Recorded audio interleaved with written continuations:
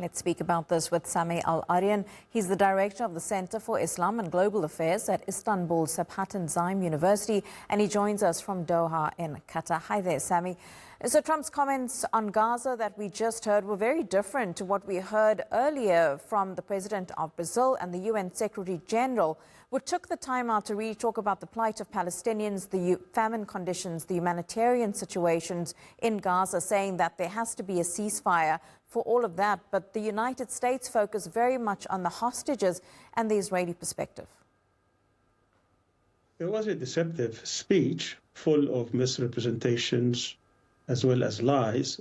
He says that the only reason that the war has not stopped is because Hamas was intransigent, that it sets conditions. There are no conditions. Hamas from day one said that they're willing to hand over all the captives, provided that there would be a fair exchange of prisoners, but more importantly, that this war would stop and that there will be a total Israeli withdrawal. It has been the Israelis who have been the belligerent party, who have been putting all kinds of conditions and refusing even to accept their own proposals, let alone what was provided to the resistance as American proposals. For the past 6 months, America has been saying, accept our proposal, then Hamas comes and basically accepts the framework, and when that happens, Israel is the one who withdraws. In the last serious negotiations, which was here in Qatar, Hamas gave its approval.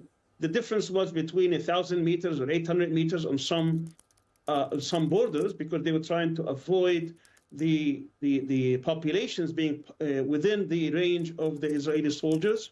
And what happened? It was the United States that withdrew, and it was Israel who rejected it. And then they came back and said, okay, we agree under the pressure of the mediators, the Egyptians and the Qataris.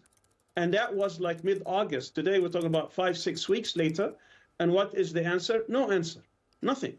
And now they come and accuse the Palestinians of prolonging this war, while everybody knows who has been supplying the Israelis with the weapons, with the protection, with the vetoes, as well as with all the funding of this war, as well as all these deceptive lies and the false narratives. Sami, we understand that Donald Trump will be speaking to the leaders and representatives from countries across the region, including Turkey, about a U.S. proposal for this war in Gaza to end. That's expected to come in the coming hours. What kind of conversation would you expect him to be having with those leaders? Again, these are all attempts in order to lessen what the world is saying in one voice: stop the war, end the occupation, recognize a Palestinian state. That's what the world has been saying.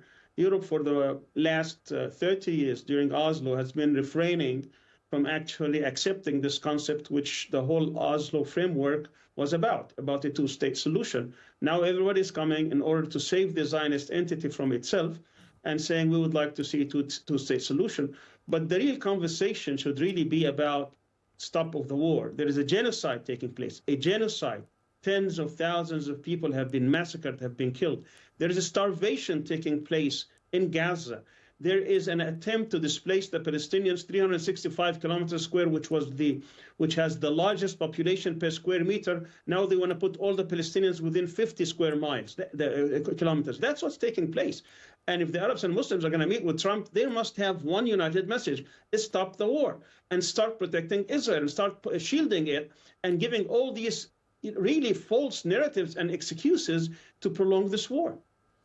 We heard just yesterday from countries like France and several others recognizing Palestine as a state at the UN. But is this recognition really going to make any difference to Palestinians now and to people in Gaza with this war, rather trying to bring about the end of this war? Is that recognition, will it actually do anything?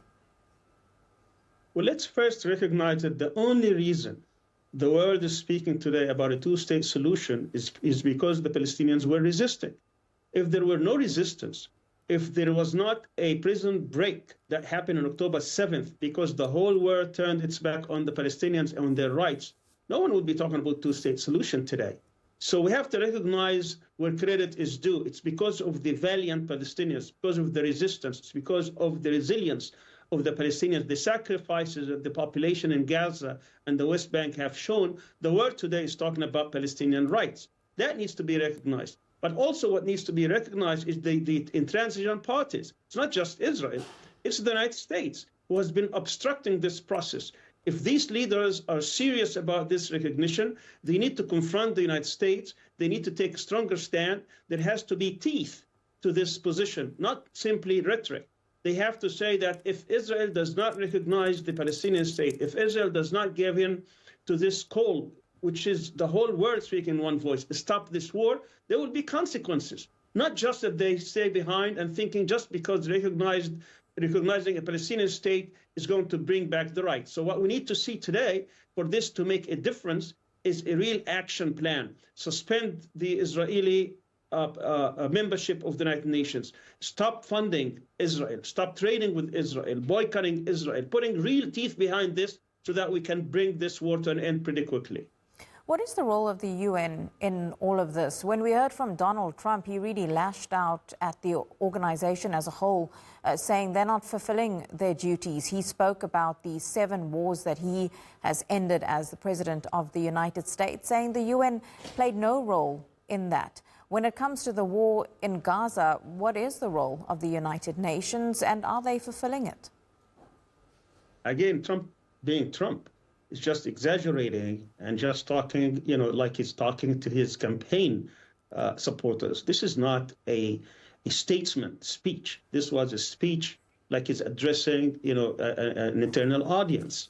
When he's talking about the ineffectiveness of the United Nations, the only reason the United Nations today is not effective is because of the United States. It is the country that always stops the United Nations from fulfilling its duties, whether that is in Palestine, whether it's with respect to the refugees, whether it's in Lebanon, whether it's in any part of the world. It's the U.S. because it wants to go along. For him to come and boast that he stopped 7 wars, it's laughable. No one takes him seriously. He's becoming really the laughingstock of the world, and he thinks he is the genius, the brilliant, the one who's going to get a Nobel Peace Prize.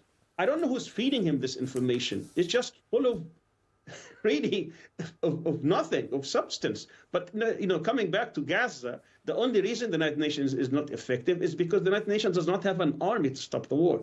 And every time they go to the Security Council, it is the United States that actually vetoes these resolutions.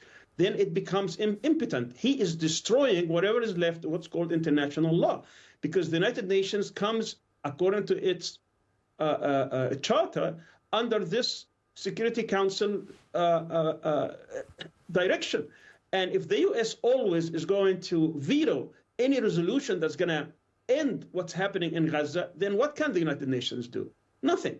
It's the other members that need to do something, particularly the Arab and Muslim countries who have been hiding behind this and not doing their duty, and also the whole world. It is a genocide taking place. And according to the Genocide Convention that every single country in the world signed, they're supposed to do something to stop a genocide when they're taking place. Sami, why are Arab Muslim countries not doing anything, in your opinion? Because we often talk about the rest of the world and what they are or they aren't doing, but there are many in the region who their public support the people of Palestine. They want to see their governments do more, but those governments simply aren't stepping up according to the public and according to you. Very true.